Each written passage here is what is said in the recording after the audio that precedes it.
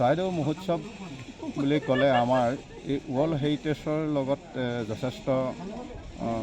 যথেষ্ট অৰিহণা আছে বুলি ক'ব লাগিব। নিশ্চয়। যিহেতু 2015 আৰু 16 চনত আমি এই চৰাইদেউ মহোৎসৱ আৰম্ভ কৰিছিলোঁ।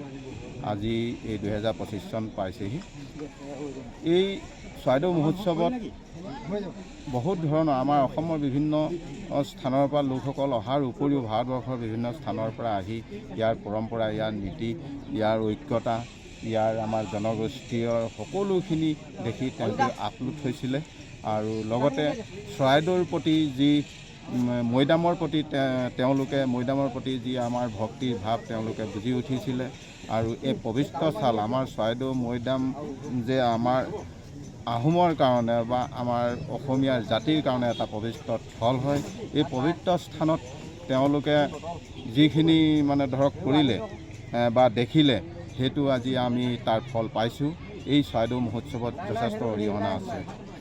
আমি পূজাটো এই পবিত্ৰ স্থানত 1950 চনৰ পৰাই আমি এই স্বৰ্গদেউসকলৰ পূৰ্বপুৰুষসকলৰ প্ৰতিজনৰ 42জনৰ মৈদামৰ আমি মৈদাম আছে, সমাধিস্থল আছে। তেখেতলোকৰ আত্মাৰ সদগতিৰ কাৰণে তেখেতলোকক স্মৰণ কৰিবৰ কাৰণে প্ৰতি বছৰে আমি পূজাটো কৰি আহোঁ। আৰু বিশেষকৈ আমাৰ এই অনুষ্ঠানবিলাকত আমি যি পূজা কৰোঁ, ফুৰালুং পথাৰে পূজা কৰোঁ, আমাৰ আহিবলগীয়া বিভিন্ন স্থানৰ পৰা যিসকল আহে তেখেতলোকক আমি এই পূজাটো তেখেতলোকক দেখাওঁ, যাতে এই পূজাৰ জৰিয়তে কোনো বিপদ বিঘিনি নহয়, সৌখ্য শান্তিৰে চব কামবিলাক সম্পন্ন হয়। তাৰ কাৰণে আমি এই পূজাভাগি কৰোঁ। এই মহোৎসৱক লৈ বৰ্তমান কেনেকুৱা আশা কৰিব?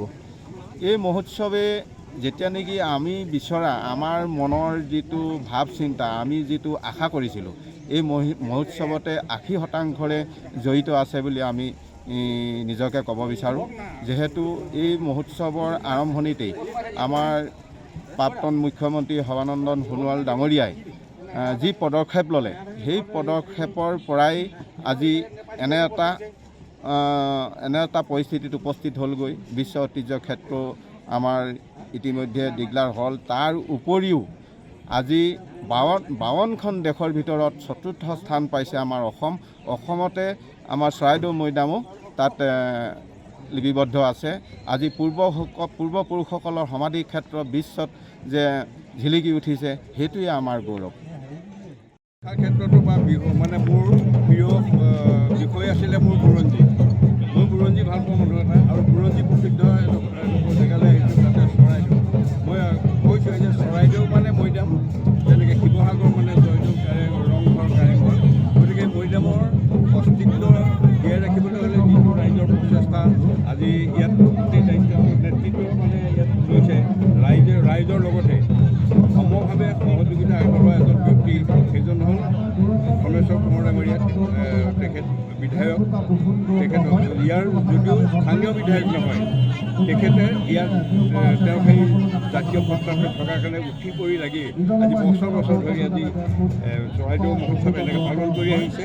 আৰু আজি 2025 আজি দিনটো ৰাইজৰ উলমাল। আৰু দ্বিতীয় কথা হ'ল কি যে এই মহোৎসৱটোলৈ অসম, ভাৰত তথা অন্য দেশৰ পৰাও বিশালভাৱে সাংস্কৃতিক ক্ষেত্ৰখনৰ লগত জড়িত, যেনেকৈ শ্ৰীলংকাৰ পৰা আহিছে, ভাৰতৰ উৰিষ্যাৰ পৰা আহিছে, বিভিন্ন সাংস্কৃতিক দলবিলাকক আমন্ত্ৰণ কৰাৰ কাৰণে মই নিজে গোটেই আনন্দিত হৈছোঁ। আৰু তেখেতসকলক ৰক্ষা কৰিবলৈ চেষ্টা কৰিছে যে আমি গোটেই বস্তুটো আন্তৰ্জাতিকভাৱে চৰাইদেউ মৈদামটো যাতে সকলো জ্ঞাত হওক, হেৰিটেজ চৰাইদেউ হিচাপে বা মৈদাম হিচাপে ইয়াত প্ৰতিষ্ঠা হওক, আৰু পৃথিৱীয়ে জানক যে চৰাইদেউত ইয়াত সেই পূৰ্বপুৰুষসকলৰ ৰজা মহাৰজাৰ যি কৃতি অস্তিত্ব ইয়াত এতিয়াও জীৱিত হৈ আছে, আৰু আমি জীৱিত বুলি ভাবোঁ, আৰু তাক আমি পূজা কৰোঁ, সন্মান কৰোঁ, শ্ৰদ্ধা কৰোঁ। গতিকে আজি এই বৰ্ণিল শোভাযাত্ৰাটো তাৰ উপলক্ষেই অংশগ্ৰহণ কৰিবলৈ পাই মই নিজে বৰ সুখী আৰু আনন্দিত হৈছোঁ। সমন্বয় শোভাযাত্ৰা নিশ্চয় সমন্বয় এটা বাৰ্তা দিব বিচাৰে। নিশ্চয় দিব। সমন্বয় শোভাযাত্ৰাটো সেইটোৱে। ইয়াত মৰাণৰ পৰা আৰম্ভ কৰি ডিব্ৰুগড়, তিনিচুকীয়া, টেঙাখাটৰ পৰা আৰম্ভ কৰি সমগ্ৰ কেইবাখনো জিলাৰ পৰা ইয়াত আহি পেলাই এই সমন্বয় শোভাযাত্ৰা নাগালেণ্ডৰ পৰা আহিছে, মণিপুৰৰ আহিছে। গতিকে সাংস্কৃতিক সমন্বয়ৰ ক্ষেত্ৰখন যাতে সবল হওক, আমি আমি অসমীয়া, গতিকে নহওঁ দুখীয়া, গতিকে সেইটো প্ৰমাণ কৰিবলৈকে আজি এই সমন্বয় যাত্ৰাটো আমাৰ আয়োজন কৰা হৈছে।